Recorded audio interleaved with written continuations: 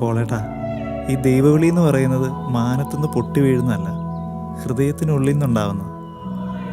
അത് ആ വ്യക്തിയും ദൈവവും തമ്മിലുള്ള ഒരു പ്രത്യേക ഡീലിങ്സാണ്. പുണ്യാളന്മാർക്കൊന്നും അവിടെ യാതൊരു റോളും ഇല്ല.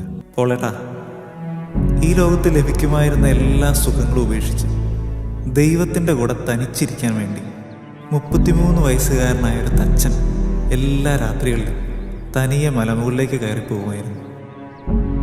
ഈ കിട്ടുമെന്ന് ഉറപ്പുള്ളതല്ല വേണ്ടെന്ന് വെക്കുമ്പോൾ നമുക്ക് ലഭിക്കുന്ന ഒരു പ്രത്യേക സുഖമുണ്ട്. അത് ആസ്വദിക്കണമെങ്കിൽ ആ തച്ചൻ്റെ പുറകെ ഒരിക്കലെങ്കിലും ഒന്ന് മല കയറണം, ഒറ്റയ്ക്ക്.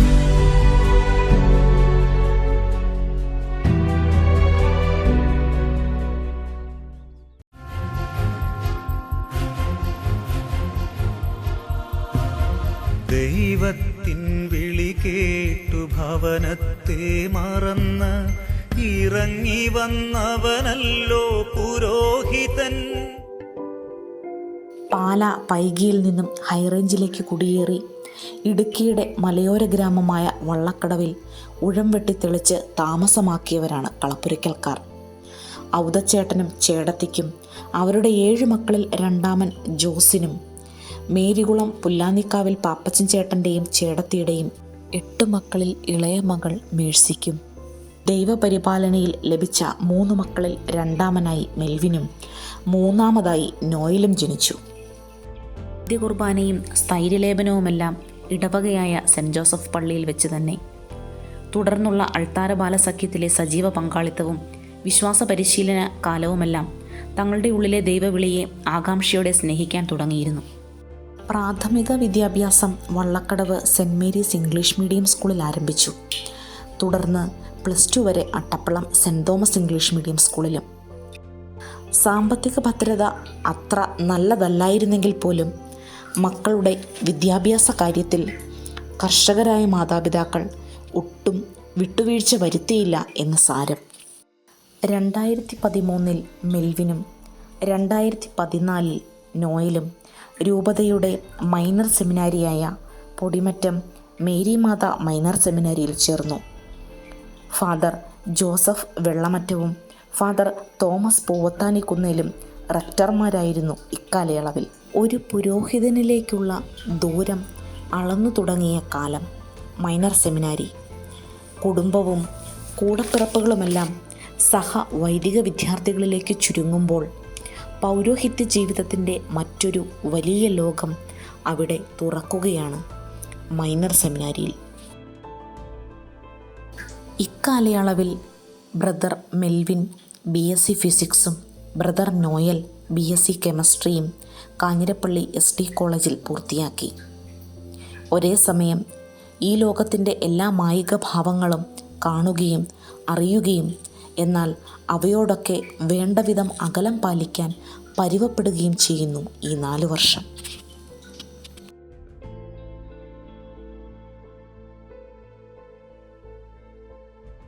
(2017) brother Melvin Aluva Mangalapuzha major സെമിനാരിയിലേക്ക് തത്വശാസ്ത്ര പഠനത്തിനായി ചേർന്നു.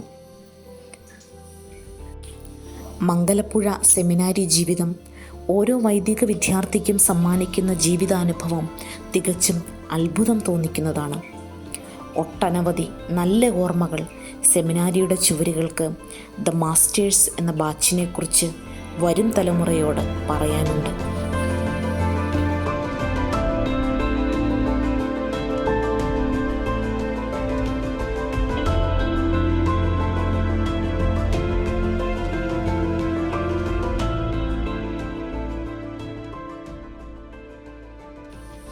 ബ്രദർ നോയൽ തലശ്ശേരി അതിരൂപതയുടെ കുന്നോത്ത് ഗുഡ് ഷെപ്പേർഡ് സെമിനാരിയിലേക്കാണ് ഫിലോസഫി പഠനത്തിനായി ചേർന്നത്. സെമിനാരിയുടെ സിൽവർ ജൂബിലി ബാച്ചായിരുന്നു അവർ.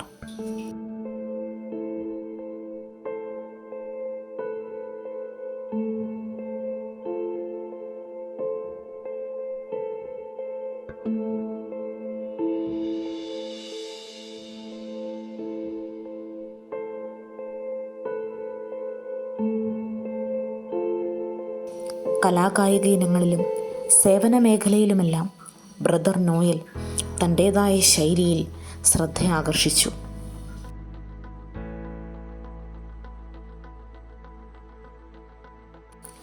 ബ്രദർ മെൽവിൻ കാഞ്ഞിരപ്പള്ളി രൂപതയുടെ റാന്നിയിലുള്ള സിറ്റാഡൽ റെസിഡൻഷ്യൽ സ്കൂളിൽ 1 വർഷക്കാലം റീജൻ്റായി പ്രവർത്തിച്ചു.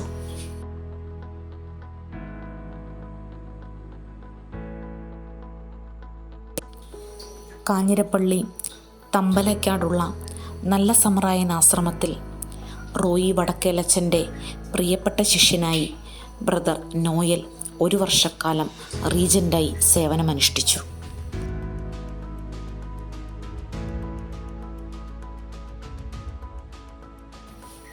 പുരോഹിത വസ്ത്ര സ്വീകരണം 2018 നടന്നു. പിന്നീട് ദൈവശാസ്ത്ര പഠനത്തിനായി ഇരുവരും വീണ്ടും മേജർ സെമിനാരിയിലേക്ക്.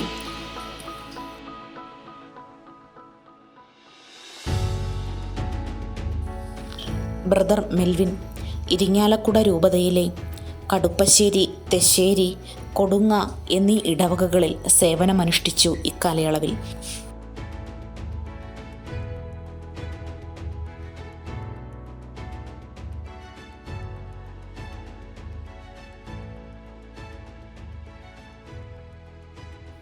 ബ്രദർ നോയൽ തലശ്ശേരി അതിരൂപതയിലെ കണ്ണിവയൽ, ചന്ദനക്കാമ്പാറ, ഒറ്റത്തൈ എന്നീ ഇടവകകളിൽ പാസ്റ്റർ സർവീസ് ചെയ്തു.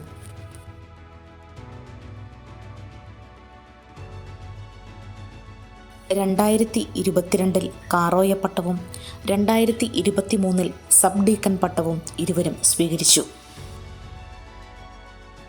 2024 മാർച്ച് മാസം ഇരുവരും അഭിവന്ദ്യ മാർ ജോസ് പുളിക്കൽ പിതാവിൽ നിന്നും ഡീക്കൻ പട്ടവും സ്വീകരിച്ചു.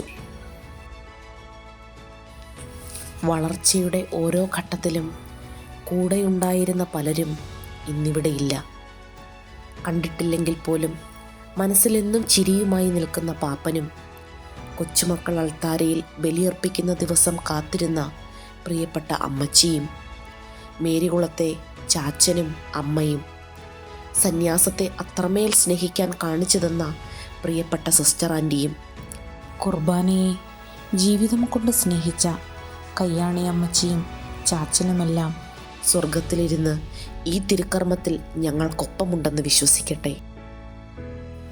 ഇനി വിശുദ്ധീകരണത്തിൻ്റെ പൂർണ്ണതയിലേക്ക് വിശുദ്ധരായ വൈദികരാകാൻ ദൈവവിളിയുടെ പൂർണ്ണതയും അർത്ഥവും ജീവിത നിയോഗമാക്കിയ അനേകം വിശുദ്ധ ജീവിതങ്ങൾ നിങ്ങൾക്ക് പ്രാർത്ഥനയും പ്രചോദനവുമാകട്ടെ.